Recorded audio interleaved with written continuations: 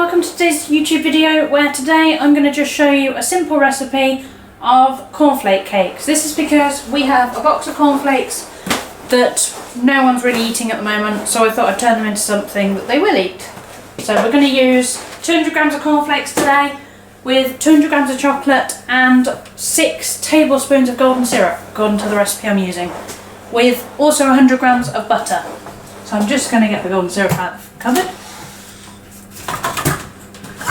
Now, a good thing to do if you're using golden syrup, because obviously it's so sticky and it gets everywhere, is to boil the kettle and put a knife or a spoon in there, depending on what you need it for. So today I'm going to put a spoon in a mug, and put some boiling water in with it so that we actually can get some golden syrup out of the container and into what we want to use it for. So as you can see, I already have something on the scales ready.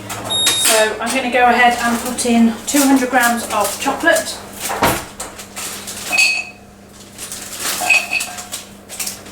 This is actually plain chocolate flavouring, plain chocolate cake covering, sorry, but you can use it for anything because obviously for this it's going to turn into cornflake cakes, so you can use whatever you can find. For this I'm just going to open the other one. Oops. I'm just going to reweigh that because I knocked the scale. Oh no, that's okay. Good.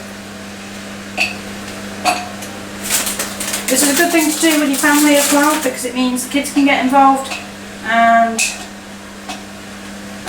you know, you don't have to worry too much about sharp knives and stuff because you're with them doing it. So that's 202 grams of chocolate, which has gone directly into there. I'm just going to move this out of the way.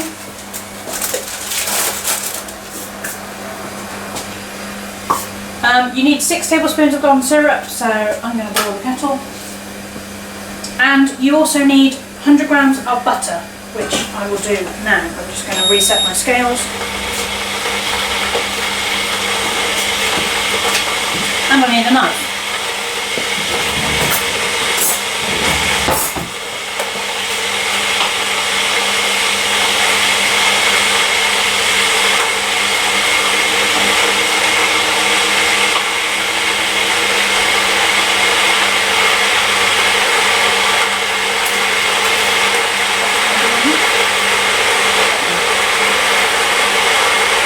Yep, perfect. 100 grams of butter. Okay, so I have a pan of water on the stove ready. I'm just going to start getting that up to the correct temperature because it needs to be bubbling so that it will melt the chocolate and the golden syrup. Now my golden syrup's gone a little bit funny. I think it's possibly just because it's not been used for a little while. So I need 6 tablespoons. We have a special thing that measures it as you're doing it, if you see what I mean.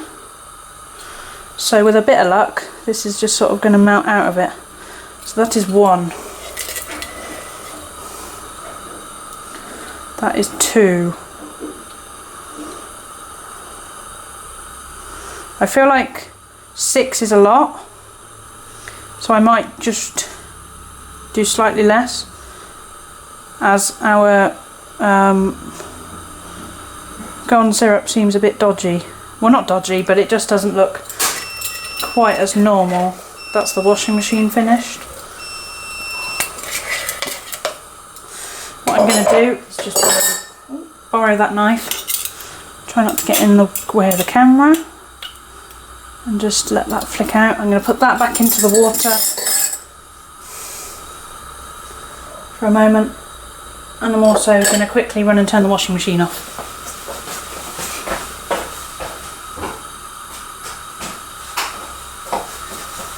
Okay, so I'm going to attempt again to get some more golden syrup out of this bowl, out of this thing. I'm going to use the knife this time just to go around the edge. It said 6. I'm not going to use 6 because there's not enough for 6 in this actual thing of golden syrup. But I personally don't think you need 6 because if you look at the amount of butter in there already, then I just don't think you will need it. So I've already put a pan of water on, and that's just getting ready to bubble up. And I'm just going to get this off. A good thing about having a thing of water nearby is once you're finished, it will just melt the corn syrup off. So I can move that out of camera shot. Don't need that big spoon, but I'll wash it anyway because it might have had something on it. I'm just going to move that out of the way as well. Excuse the arm in the shot. So there's your bowl of chocolate, butter and corn syrup. I'm just going to make something that I can put to melt it with. So you can't tell at the moment, but as my camera doesn't go high enough, that pan of water isn't quite there yet. I'm going to turn it up a little bit. But once you see it starting to bubble, it's not even there yet, but I'm going to put the thing over it anyway, and then you can watch it melt. So I'll zoom camera out a tiny bit. I'm going to put this just over the top, because then it will melt it. So you just want to flick it around so that it starts melting. You can break all the chocolate up properly. I just left it a little bit in the hope that it would start melting when it got hot enough. So it will start melting, then you can combine it. In the meantime, while that's really quickly starting to melt, I'm going to quickly get cornflakes into a bowl ready so that we can just mix the chocolate into the cornflakes, I think is the easiest way. So I'm just going to prep cornflakes while we wait for that to bubble. So like I said, you need 200 grams of cornflakes because I've doubled the recipe that I was using in order to use up quite a few cornflakes.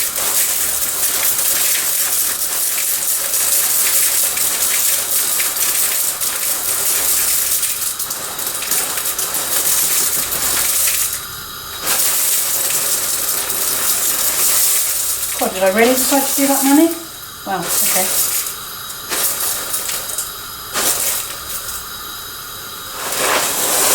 Okay, I think we're going to be eating a lot of cornflakes cakes, because that's a lot of cornflakes to the amount of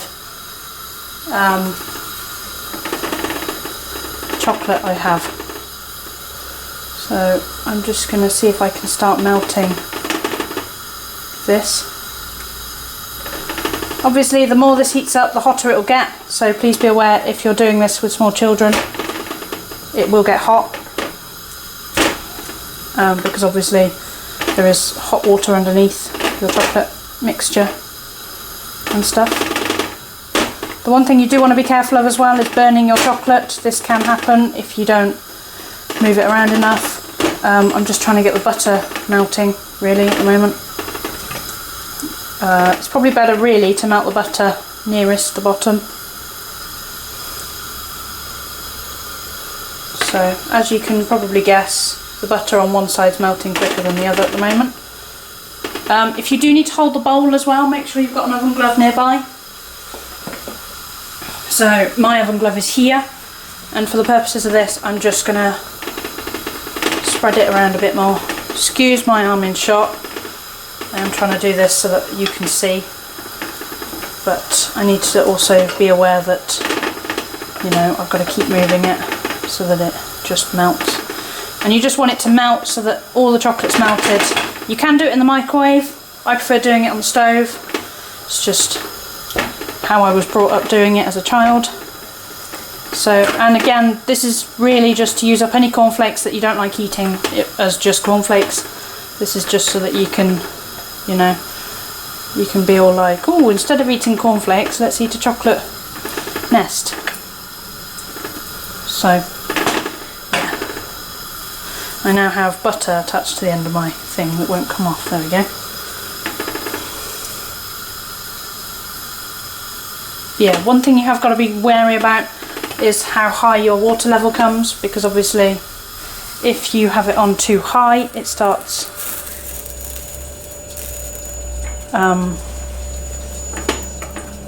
coming over the edge. So I've had to turn it down a little bit just because it was going to start coming over the sides of the bowl. And you don't want to get water in your chocolate because it will adjust the temperature and basically will mean it won't work. So keep moving it around, wait until it's completely melted. Your golden syrup will be the first thing to melt, if I'm honest, because that's just how it normally works. Apologies for I'm in camera, I just need to get this butter off my spatula so that it melts. Yeah, if you give it a couple of minutes, and then move it around again, you just want to make sure it's all melted, there's nothing left, no particles of chocolate that you've missed, no butter left. I'm not sure if you can see that actually. My camera doesn't quite go high enough, so I'm going to lift it. You can see that it's just starting to, well, it started melting. It's not quite there yet because there's still bits that haven't melted. My water underneath is getting very frantic. You can probably see the steam just about. But it just melts until there's basically nothing left to melt, if you see what I mean. If you move it around a lot as well, the temperature of all the other liquid will melt it. I'm going to have to put that down again. So sorry if you can't see very well. I will get a camera, or I will try and set it up so that you can see in future videos. Maybe I'll try and put one on the worktop or something, but it's quite a difficult thing to try and do, as well as, you know. So obviously this takes a little while, and you need to be conscious of your water as well. You don't want it to boil dry, so you want to be able to know that there's some water still in the bottom. Obviously you can't see when you're melting chocolate that there's water in the bottom, but this is still melting. We're almost there though, not far away. And then once this is done, all you have to do is combine this with your cornflakes and put it into paper cases. So I'm just going to quickly prep some cases while that's still melting. You could probably turn it off actually after a while, because it will still melt, because the heat will still keep it melting. I'm just going to lay out some cupcake cases into a tray. If you need more than one tray as well, you can use more than one tray. There is no limit as to how many you want to make.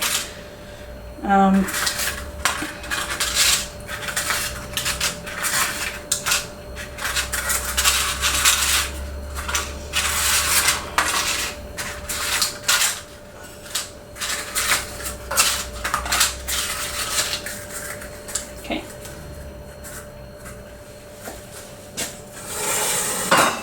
So that is ready. Let's give it another stir. I've prepped my tray for cases. So that seems to, apart from one little bit, that seems to have purely melted now. Now be aware when you try and take it out of the pan, it is going to be very hot, because obviously it's been on the heat for a long time. So you just need to, if you're a young child watching this, or you know what I'm going to say, get an adult supervision if you're on your own doing this. Obviously if you're my age, or if you're old enough, you won't need one, but just keep it in mind. Now that is completely melted, so I can take that off. So I'm going to use 2 oven gloves for this, because I don't want to burn myself, because it will hurt, and I will probably say a naughty word. And then all I'm going to do is I'm going to move the spatula, put it into the bowl where my cornflakes are at the moment. So if I do this so that you can see the bowl of cornflakes, you can see the lemon, well, there's a random lemon on the side. That is a see-through bowl, so you should be able to see most of this that I'm going to show you now. So what I'm going to do is carefully lift the bowl out, and then if I move the bowl from if I leave the bowl there actually, what I'm going to do is, as there was a camera there, I'm just going to walk around it, and then I'm going to carefully take one hand off and pour. No, I'm going to have to do it that way so you can see. I'm going to pour this into, I'm going to have to do it, if I put the camera here, I'm Going to pour it into our bowl.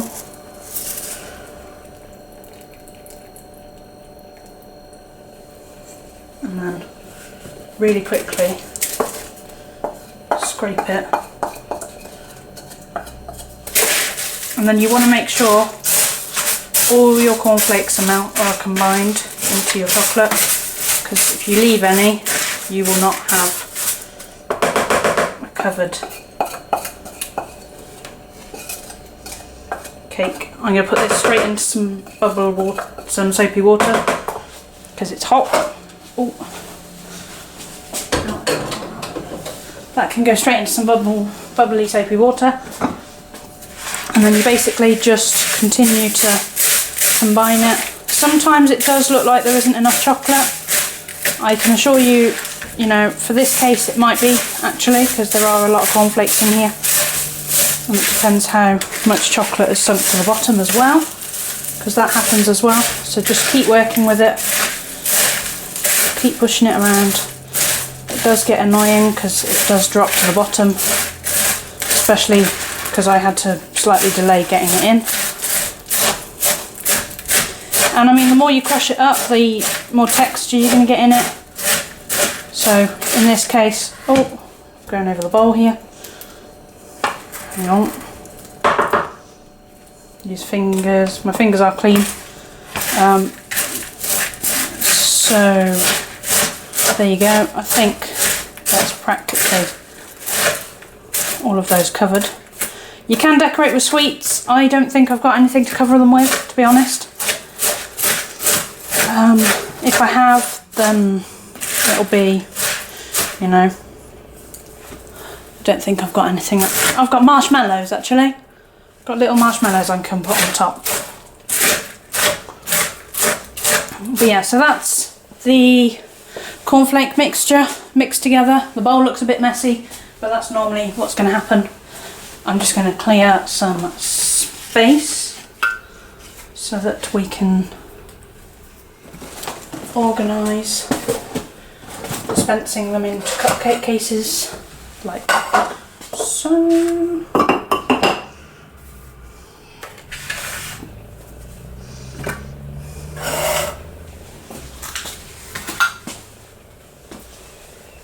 Okay, so I'm going to zoom out a bit. As you can see, I have some cupcake cases next door. I'm going to get 2 spoons. Now with this, you just need to put enough into a case that you think is going to be enough for your cornflake cake. These I'm going to make quite full just because they are muffin cases. Normal cupcake cases you wouldn't put this much in. And as I may put some decoration on the top, I'm going to make sure there's a bit of space for that. But just basically got to try and portion it so that you're going to get about the same in each. Oopsies. Try and avoid getting it on the floor if you can. I keep missing, it would seem, and it keeps going on the floor. The one thing I would advise as well is try and push your cupcake cases in before you start loading them, because some of them take weird shapes, especially these, because they're actually muffin cases. So some of these are going to look slightly different to normal.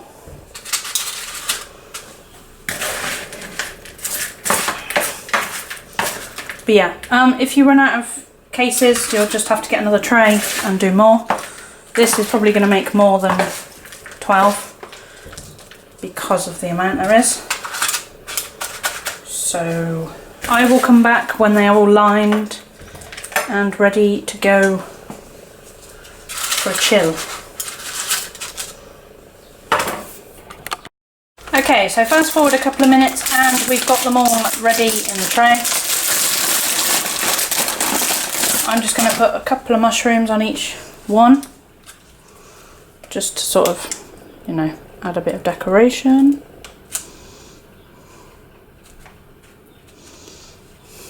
I'm going to try and well, I say couple, I'm going to put 3 on each one. If they stay, they stay. If they don't, they don't. And these are just cooking mushrooms. So, mushrooms, marshmallows. I'm not sure if I said mushrooms before. If I did, I meant marshmallows. I'm trying to just do like multicoloured ones.